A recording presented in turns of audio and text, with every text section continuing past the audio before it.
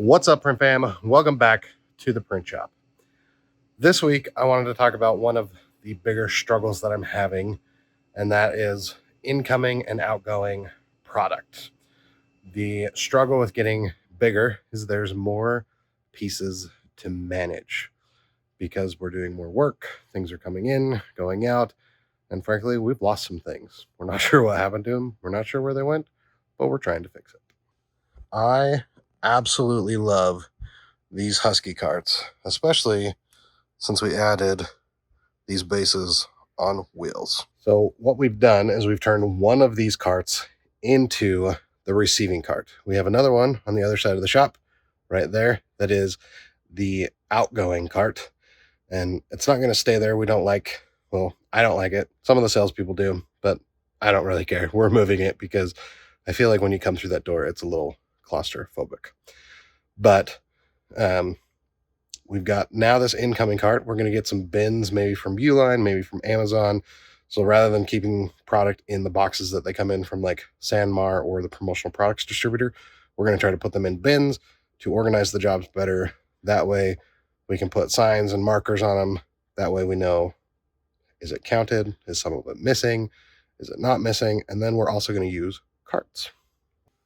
I bought these carts when we were at the old shop with the original intention of putting jobs on carts, which you can see here. So the nice thing is, if we have a job on a cart, it can roll around to the different places that we need it, whether it be the embroidery department. Once it's embroidered, we can bring it over here to shirt pressing.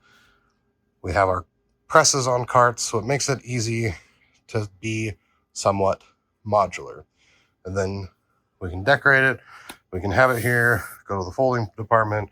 We can have it, again, it just makes it easier. So we made this U-shaped alcove with the Husky carts. That way we can have the rolling carts here in the middle if we need them, and then we can have incoming product. Again, we still need to get bins so that we can sort it better, but that's been a big pain point with growing. Before, I used to know everything. I knew what was going on. I knew every job, every artwork, every customer.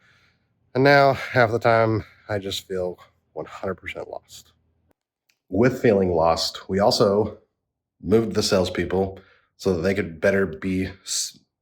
be better suited to help people that walk in the front door. So we've got 2 people in this front office. We'll probably get a third, and then we've got 2 people in the other front office. So that way, when people come in, if our secretary is not here, then they can be greeted by one of the salespeople. I'm still upstairs, and then we moved our conference room area up there as well. And yes, that is a blue screen of death.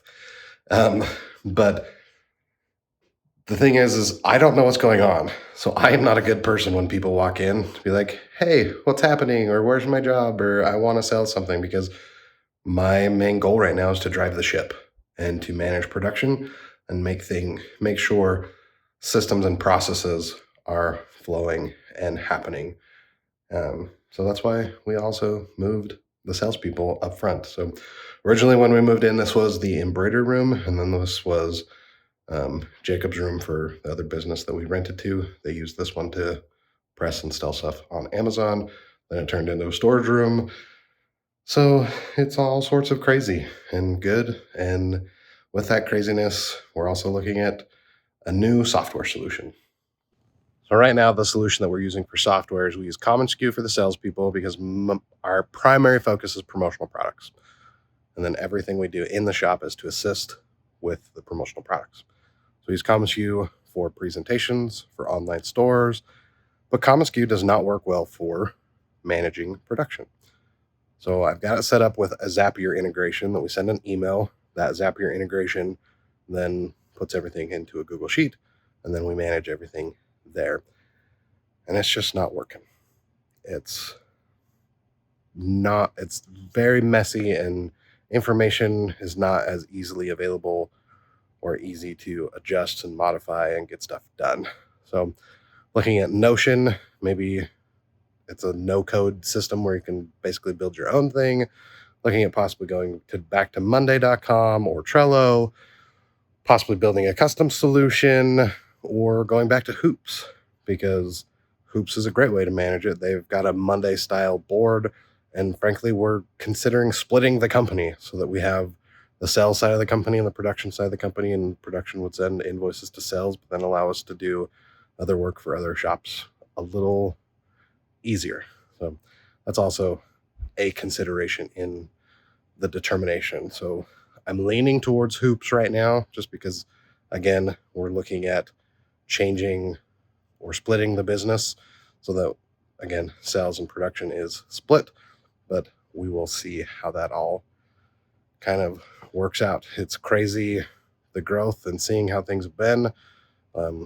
Bringing the paper printer back has brought in a lot of memories, both good and bad. When I first bought my paper printer, I was in my one-car garage, and I was in a 13 by 13 office, and I convinced my wife to let me expand to the whole one-car garage, which was 13 by like 35 feet, and we put the paper printer in, and it's just crazy to have it back. But if you don't want to deal with this craziness, then outsource everything and use great partners like firesprint.com. They do signs, banners, stickers, and so much more. They do free shipping on almost all of their products when you spend at least $50. And it just takes the headache away of having to deal with all the production and all the mess. You can just focus on sales. And if you're good at sales and you don't want to deal with production, then just find great outsource partners. So make sure you check out firesprint.com. You can save 10% off your first order by using the coupon code down in the description. Thank you, Firesprint, for sponsoring this episode. Let me know what questions you have and what solutions you might be able to offer. Leave those down in the comments, because a solution that works for you might work for me, might not work for me, but it might work for someone else that's reading down in the comments. The big issue, again, that I'm having is just because there's so many moving pieces. Like, we have the embroidery department, we have the laser department, we have the large format department, we have the small format department, we have the paper department. So there's just so many moving pieces, so much things coming in and out. Like today, paper was supposed to be delivered here. I have a P.O. box. They sent it to the P.O. box, and the post office called me all mad because a pallet of paper showed up. And so we're just having logistic problems everywhere. So if you have any suggestions, not only for myself, but for the Print Fam community, leave those down in the comments. Thank you guys for being here. And don't forget to check out the new outsource directory map at timetomake.something.com, where you can be a member, or if you're just looking for someone to outsource some product to, we've got a bunch of different processes or products on there, large format, paper, transfers, all the fun stuff. So make sure you check that out. Thanks for watching, and we'll see you in the next one.